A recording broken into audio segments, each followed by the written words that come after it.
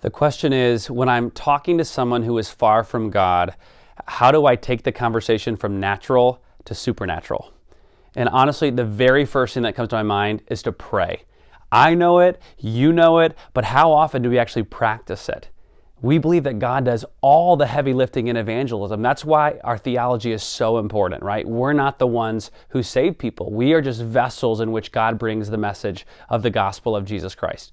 So we need to pray. I've heard it said before you talk to a person about Jesus, talk to Jesus about that person. We need to come before our Savior and ask Him to give us wisdom and insight and pray for that person's heart.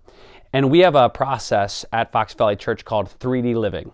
It's an evangelism tool. The first D stands for develop relationships.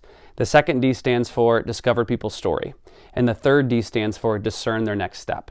And I think that last D is really kind of where this question comes to, where we find some help. And that is to discern someone's next step. Ask God that He would reveal to you where He is already at work in that person's heart.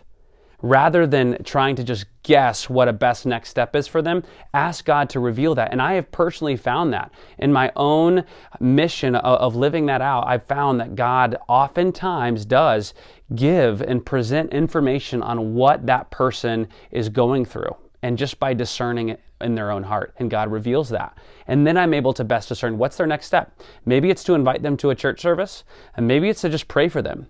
Maybe actually that moment is being closed off. There's some spiritual warfare and I need to get together with them next week.